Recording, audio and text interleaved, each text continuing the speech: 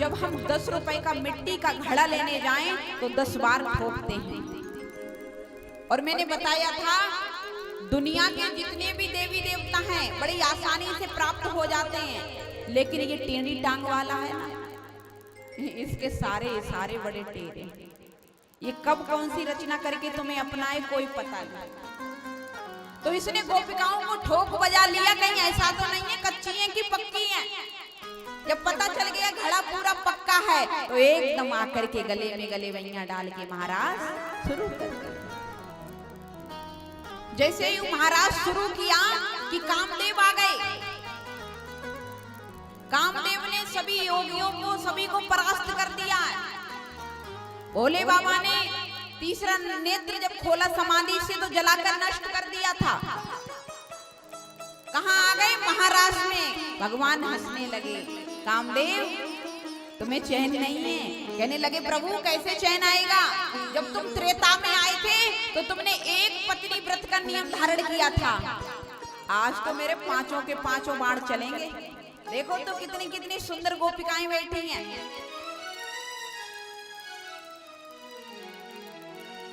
भगवान कहने लगे अच्छा कामदेव ये बताओ किले वाला युद्ध करोगे कि मैदान वाला? कामदेव कहने लगा प्रभु किले वाला तो रोज ही करता हूँ, किले वाला युद्ध तो रोज ही करता हूँ, आज मैदान वाला युद्ध करूंगा। तुरंत मेरे गोविंद ने कहा ठीक है। जैसे ही सभी गोपिकाओं की गले में गलेवैया डाल के गोविंद रास कर रहे हैं कि कामदेव को मेरे गोविंद ने उल्टा लटका दिया। महाराष्ट्र में उल्टा लटका हुआ है कामदेव। कामदेव हाथ जोड़कर खड़ा हो गया, प्रभु हम तो सोच रहे थे पांचों के पांच बाण चलेंगे, यहाँ तो एक बाण नहीं चलो। सभी गोपिकाएं आ रही हैं। इधर मैया पार्वती को पता चला कि भगवान कृष्ण वृंदावन में महाराज कर रहे हैं, तो मैया सज धज कर आ रही है। जब मैया सज धज कर आ रही हैं तो भोले बाबा ने देखा, देवी कहाँ जा रही हो? बोली महाराष्ट्र में जा रहे हैं। बोले हम भी चलेंगे। बोले नहीं नहीं नहीं, वहां पुरुष को जानो वर्जित है, वहां केवल और केवल स्त्री जाएं, पुरुष नहीं जाएंगे। बाबा बोले सुनो तो, अरे हमको स्त्री बना दो लेकिन हम चलेंगे जरूर। अब तो मैया ने भोले बाबा की सुंदर सी साड़ी पहना दी, जूड़ा लगा दिया और कहीं चलो। और जब चलने लगे तो मैया हंसने लगी। काहे को हंसे कि और तो सब बात ठीक लगे, जब घूंघट ने लंबो लगाए लो, दाढ़ी लंबी लंबी है ना, दूर से ही दिख रही है। अब तो बाबा महाराष्ट्र में जा रहे हैं। भगवान ने महाराज किया, महाराज संपूर्ण हुआ। और कई कई प्रश्नों, लोगों के प्रश्न उठ जाते हैं कि भगवान ने गोपिकाओं के साथ महाराज किया।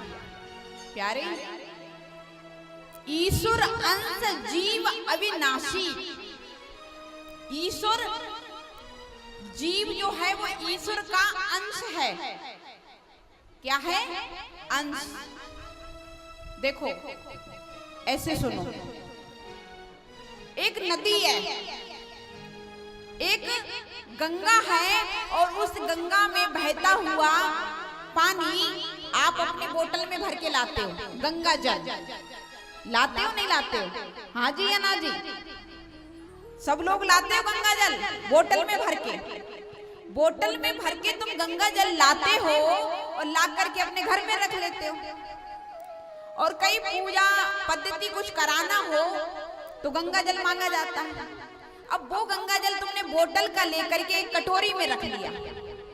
अब कटोरी में वो जो गंगा जल रखा है, उस गंगा जल को किसी सूकर ने आके जूठा कर दिया। किसी ने, कुत्ता बिल्ली इत्यादि सूकर स्वान आकर के उस गंगा जल को जूठा कर गया। अब बताओ वो गंगा जल तुम पूजा में लगाओगे क्या? बोलो हाँ जी या ना जी? लगाओगे? नहीं लगाओगे। क्यों नहीं लगाओगे?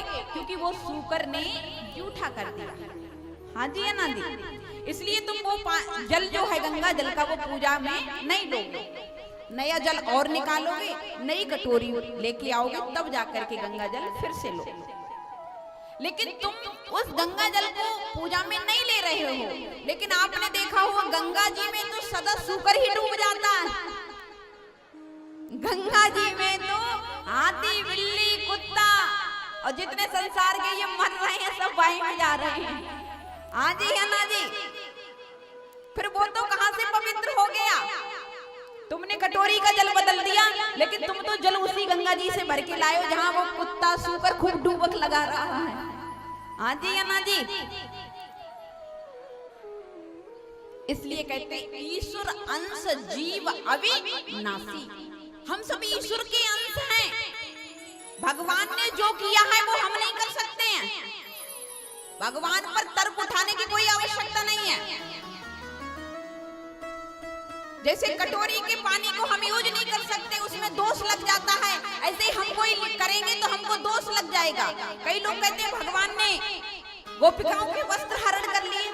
अगर कोई मैया नहा रही हो बाथरूम में और कोई पहुंच जाना, तुम एक साड़ी उठा के भागना, महाराज लाले पड़ जाएंगे, यहाँ तक कि जेल में डलवा दिए जाओगे। हाँ जी है ना जी। साड़ी कितनी दूर बात रही, तुम उसका ब्लाउज ही लेके भागना, महाराज पहली बात तो तुम्हारी खैर नहीं रहेगी, हो सकता है सर पे बाल भी नहीं रहे, और बाल बच गया तो जेल में जाना पक्का है। तो मेरे कहने का भाव ये है कि भगवान की किसी कथा को सुन करके आप तर्क मत करो, अपनी बुद्धि का प्रयोग मत करो। भगवान है वो तो, और हम सब उनके अंश हैं, तो जो भगवान ने किया है वो हम नहीं कर सकते।